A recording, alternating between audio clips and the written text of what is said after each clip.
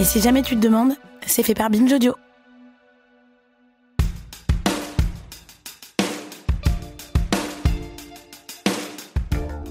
Nous autres journalistes, nous avons nos petites obsessions. Des sujets, des histoires qui nous trottent dans la tête et dont on se dit qu'un jour peut-être, on en fera quelque chose. Moi, j'ai depuis des années un dossier sur mon ordinateur qui s'appelle À Poigny. Dedans, il y a quelques articles, dont un très court publié en 2001 par Libération, qui s'appelle « Un sinistre pavillon à Poigny ». On y lit le récit totalement fou d'un fait divers méconnu, la séquestration dans les années 80 dans l'Yonne de 2 jeunes femmes torturées et violées par un couple et par des complices dont on ne saura jamais le nom. Cette histoire glaçante, elle s'inscrit dans un contexte tout aussi terrible, celui de ce coin de Bourgogne, à jamais associé à des histoires sordides, à Émile Louis, aux disparus de Lyon, ou à Michel Fourniret qui a lui aussi sévi. Pourtant, l'affaire d'Apoigny, elle, est restée méconnue. Aujourd'hui, elle fait l'objet d'un livre, et c'est donc l'occasion d'enfin lui consacrer un épisode qui, vous l'aurez compris, ne sera pas très adapté aux oreilles les plus jeunes ou les plus sensibles. Je suis Thomas Rozek, et vous écoutez Programme B.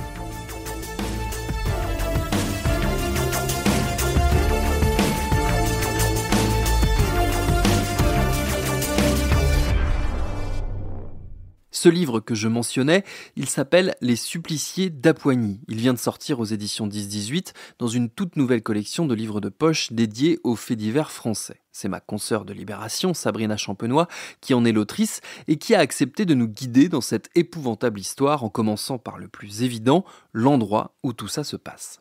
Apoigny, c'est un village, un petit bourg qui est à 10 km d'Auxerre. C'est la banlieue d'Auxerre. Et c'est un endroit très calme, avec des pavillons. Les gens viennent là, notamment en famille, pour pouvoir avoir un peu plus d'espace que dans la ville la plus grande qui est Auxerre. A priori, c'est un village où il ne se passe pas grand-chose, quoi. Et voilà qu'en 1984, en janvier, éclate cette affaire qui sidère tout le monde sur place, quoi.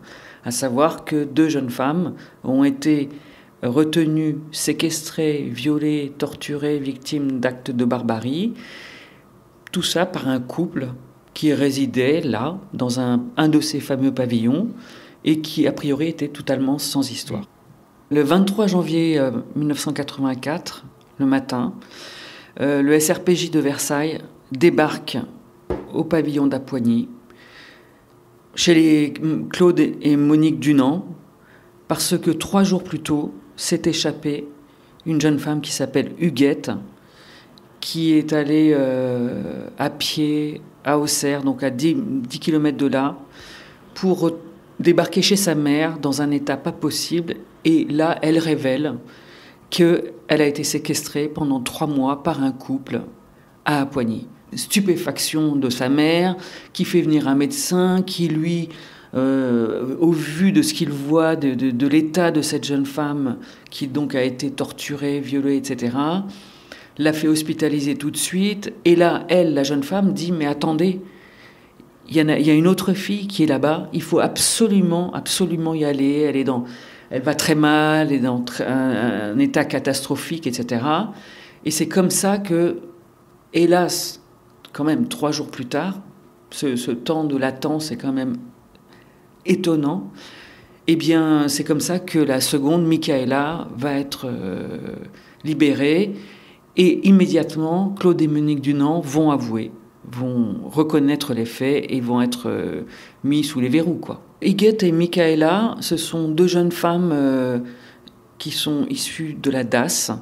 Elles ont été placées là parce que leur famille était, disons, problématique, ne leur offrait pas la sécurité qu'il fallait. La DAS, juste je précise, c'est ce qu'on appelle l'ASE aujourd'hui, c'est voilà. les services de protection de l'enfance. Huguette, comme Michaela, avait absolument besoin de trouver un emploi. Huguette, parce qu'elle était en sortie sèche, ce qu'on appelle une sortie sèche de la DAS, à savoir que du jour au lendemain, elle n'est plus accompagnée, elle n'a plus d'aide, etc. Michaela, elle, avait un emploi de serveuse, mais au noir, elle était payée au noir. Sa mère de famille d'accueil, qui voulait le mieux pour Michaela, lui avait conseillé de trouver un vrai emploi qui serait déclaré, etc. Et donc, les deux, à 3 mois d'intervalle, ont répondu à une annonce d'emploi qui était de s'occuper d'une dame âgée. Et il y avait un intérêt particulier à cette annonce, c'est que le gîte et le couvert allaient avec. Et donc pour elle, ça résolvait d'un coup toute leur précarité. Ça se passait à 10 km d'Auxerre, donc elles restaient proches de leur environnement habituel. Bref, en plus, elles avaient rencontré Claude et Monique Dunant, qui leur avait semblé tout à fait un couple normal, basique. Et donc, voilà, c'est comme ça qu'elles ont été harponnées, piégées, et qu'elles sont retrouvées dans la cave du pavillon d'Apoigny. Claude et Monique Dunant, c'est un couple de quinquagénaires. Lui est employé dans une entreprise de surgelés. Elle est comptable à mi-temps. Le voisinage les décrit comme monsieur et madame tout le monde, lui plus causant qu'elle, elle se distinguant surtout par des tenues qui font un peu jaser, jupe très courte, très maquillée, mais on la voit assez peu finalement. Donc c'est plutôt lui qui fait partie de la communauté alentour et on ne sait de lui pas grand-chose, sinon qu'il fait de la radio libre, il a l'oreille musicale, il fait une émission de jazz et ils ont vécu aussi en Afrique.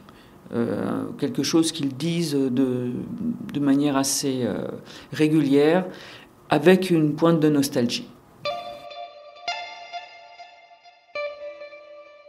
Huguette et Michaela vont subir des sévices dont je vous épargnerai le détail, qu'on jurerait sortis d'un scénario de film d'horreur. Rassurées par le côté français moyen des Dunant, elles se rendent au pavillon d'Apoigny où leur destin bascule. On leur avait promis un studio au sous-sol du pavillon. Et en fait, l'une comme l'autre, le modus operandi exactement le même, l'une comme l'autre, quand elles arrivent, Dunant leur propose d'aller visiter ce fameux studio. Et dans les escaliers qui mènent au sous-sol, d'un coup, une couverture s'abat sur elles et elles sont à moitié groggy. Et là, elles se retrouvent attachées, dévêtues. Et très vite, les sévices commencent, à savoir les viols, les coups, puis ensuite les tortures sur lesquelles on ne va pas s'appesantir. Et la particularité, encore plus sordide, s'il peut y avoir une échelle, c'est que très vite, il y a d'autres hommes qui vont venir leur infliger les mêmes sévices, parce que Dunant a établi une sorte de menu de torture et d'actes de barbarie pour lesquels des hommes viennent, moyennant finance, et prennent leur plaisir comme ça. Elles, dans ces moments-là, sont cagoulées, donc ne voient pas leur bourreau. Et voilà, quoi, elles vont... Huguette, notamment, qui vit ça pendant 3 mois, va subir ça sur tout le long de ces 3 mois. Elle évaluera à peu près à 30 à 40 hommes, voire 50, qui sont venus, puisqu'elle ne les aura jamais vus, elle n'entendra que les voix. Ce que Dunant confirmera. Et Michaela donc, va vivre en partie c'est la même chose pendant la semaine où elle va être détenue. Huguette, à un moment donné, a une infection à la poitrine. Et Dunant fait venir un médecin que Huguette ne voit pas puisqu'elle est cagoulée. Déjà, un médecin qui vient ausculter quelqu'un qui est cagoulé. Et donc, ce pseudo-médecin, vraisemblablement très proche de Dunant, va prescrire une crème, etc. Quasiment rien. Et à partir de là, le régime de séquestration de Huguette va un peu s'alléger, c'est-à-dire elle va avoir la permission de circuler un peu plus librement dans le pavillon, mais habillée de manière sexy, on va dire, avec Et Dunant va aussi la sortir de temps en temps, mais dans ces cas-là, elle portera un collier étrangleur dont la chaîne est dissimulée, mais Dunant peut la retenir tant qu'il veut. Et Dunant, voyant l'état à la fois physique et mental d'Huguette, et prétendant aussi qu'il est tombé amoureux d'elle et qu'il voudrait l'adopter, décide de renouveler, on va dire, la main-d'œuvre, si on peut s'exprimer comme ça. Et c'est comme ça qu'il va mettre une nouvelle annonce à ce qui était à l'époque l'ANPE, annonce toujours d'une offre d'emploi pour garde-malade, disons, à laquelle va répondre Michaela pour se retrouver à son tour piégée.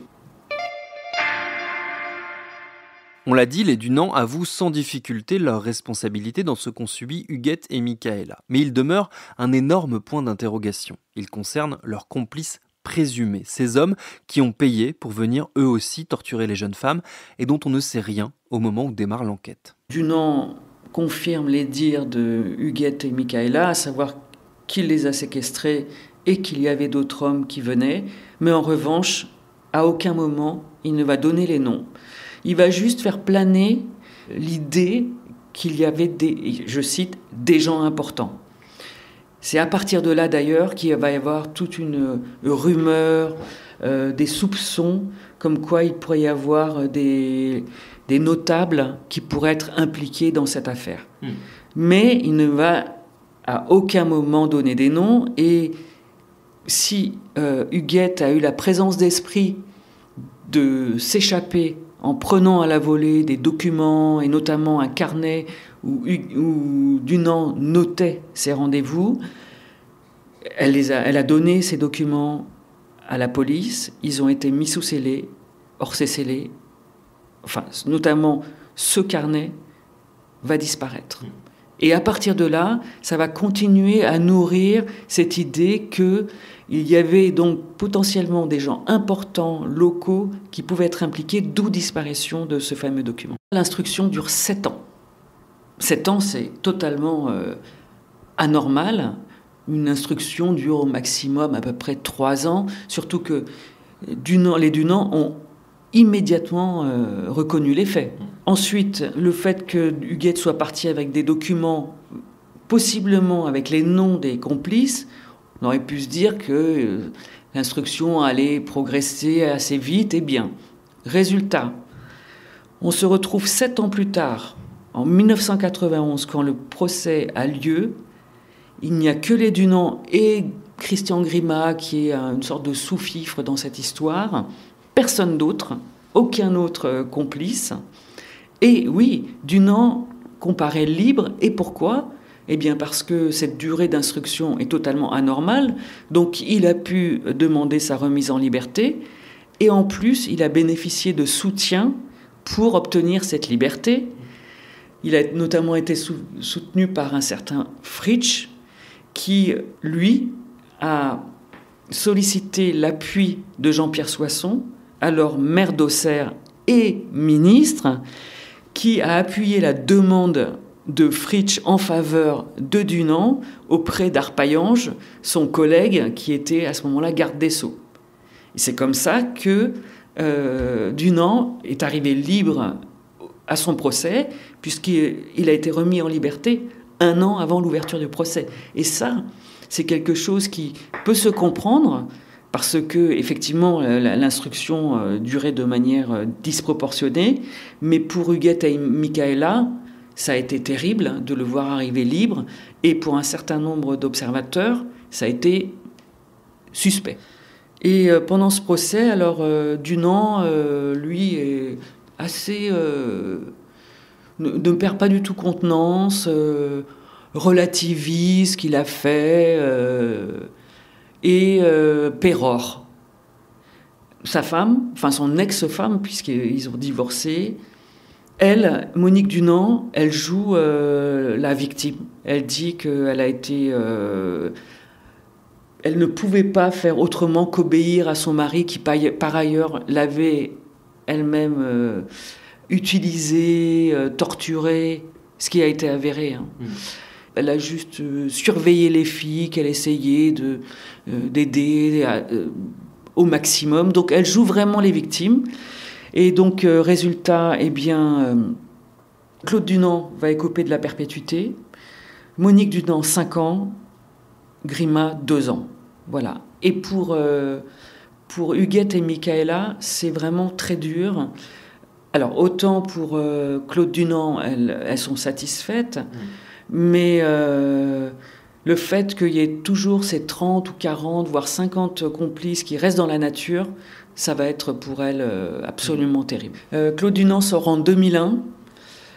Du point de vue de la justice, ça peut se tenir. D'abord, déjà, à l'époque, il n'y avait pas de mesure de sûreté. Et secondo, comme il a fait 7 ans de préventive plus 10 ans, et qu'il a un comportement en prison qui ne pose absolument aucun problème, et qui, par ailleurs, il avait des possibilités d'emploi, ça se tient.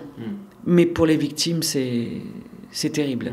Et pour les observateurs, il va y avoir aussi quand même pas mal de froncements de sourcils, parce qu'au même moment, en 2001, Émile Louis, le coupable de la disparition de nombreuses victimes, de nombreuses femmes dans l'Yonne, également des femmes qui étaient de la DAS, certains vont faire le lien et dire, mais attendez, est-ce que Dunant n'aurait pas pu être de lige avec Émile Louis ? Est-ce qu'il est bien normal, malin de le laisser ressortir au même moment où on est en train de mettre à jour toute cette affaire des disparus de Lyon ?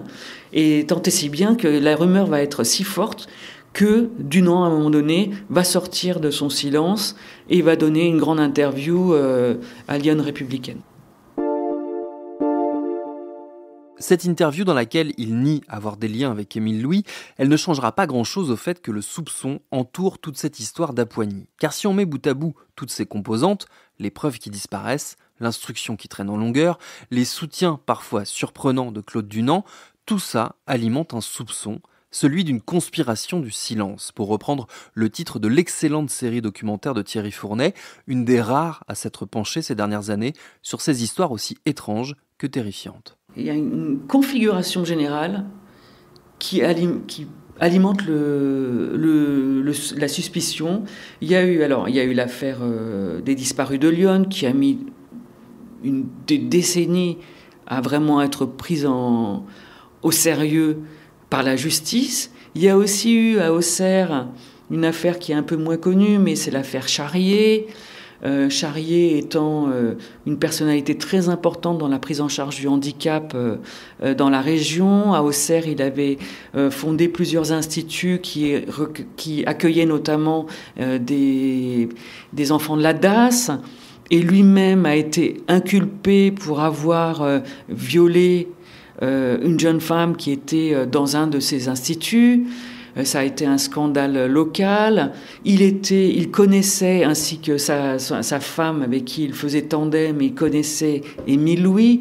Donc Émile Louis, Pierre Charrier, l'affaire Dunant qui a aussi pour victime des jeunes femmes de la DAS. Tout ça fait un ensemble qui fait penser, croire, et peut-être pas à tort, qu'il y a quelque chose d'un peu pourri dans ces milieux liés au handicap ou à la précarité. Oui, ça alimente forcément. Et alors en plus, le fait que les victimes soient des enfants de la DAS, ça a clairement alimenté une sorte d'insoutenable légèreté, moi je dirais, notamment des services judiciaires. Alors, le parquet d'Auxerre est un petit parquet, et à l'époque, il était notoirement débordé, manquait de personnel. Du coup, on peut comprendre qu'il y ait eu du retard à l'allumage, etc. Mais quand même, 7 ans, mais c'est énorme.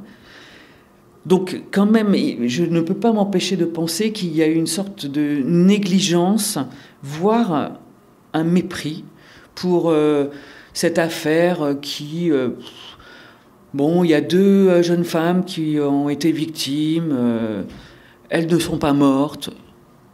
Donc, ma foi, on tient les deux coupables principaux. Peut-être qu'on ne va pas s'ennuyer à chercher plus loin. Voilà. Et en plus, les différents témoins que j'ai pu avoir ont souligné que le parquet était également désorganisé et que, ma foi, le fait que des scellés aient pu disparaître n'était pas si extraordinaire que ça. Mais je pense aussi qu'il y avait une sorte de... Plus globalement, et ça, la société... Est-ce que la société prend vraiment soin des gens les plus vulnérables qui soient, notamment ces enfants de la DAS ? Je ne suis pas sûre, que ce soit dans Lyon ou ailleurs. Sachant que Lyon, tout de même, et plus largement la région Bourgogne, a une histoire avec les enfants placés. C'est-à-dire que dès l'époque napoléonienne, il y a eu une tradition de placement des enfants, alors à l'époque c'était l'assistance publique, de placement d'enfants de l'assistance dans cette région. On les plaçait à la campagne, ça pouvait aider des familles financièrement puisqu'elles étaient rétribuées pour cet accueil. Et ensuite, à partir d'un certain âge, les enfants devenaient une main-d'œuvre. Et il est notoire que ces enfants étaient plutôt maltraités et vivaient dans des conditions très difficiles. Et je ne peux pas m'empêcher de penser on s'est habitué à ne pas prendre trop en considération ces enfants qui pourtant auraient mérité le soin le plus grand, puisqu'on les avait sortis de situations très compliquées. Donc je pense qu'il y a un terreau à la fois psychologique, social, qui fait que ces enfants-là, on n'en prend pas soin, quoi. Est-ce que tu penses que le fait que ça se passe, donc on l'a dit, dans Lyon, qui ait eu... dans le même temps, donc quelques années après l'affaire Émile Louis, et que pendant toutes ces années 80, 90, 2000, il y a quand même plein de personnalités locales qui œuvraient pour donner une nouvelle image d'Auxerre. Tu mentionnes Giroud, donc avec la GIA, le club de foot du coin, mais on a dit aussi Jean-Pierre Soisson. Il y a plein d'acteurs comme ça qui ont essayé de donner une nouvelle image d'Auxerre et de la région, et qui du coup se voyaient en permanence ramenés à cet endroit, en gros, où pullulent les tueurs en série, quoi. Est-ce que ça a joué, tu penses, aussi dans le fait qu'on ait mis cette affaire-là sous boisson en disant c'est bon, on nous dit déjà tout le temps que le département il est atroce, si en plus on rajoute de la séquestration, barbarie, on va plus s'en sortir. Jean-Pierre Soisson a eu cette phrase à un moment donné où il a dit oh, le musée des horreurs, ça suffit, etc. C'est vrai que c'est très lourd pour le coin d'avoir cette image de Émile Louis, à Poigny, etc. On peut imaginer que c'est pas facile.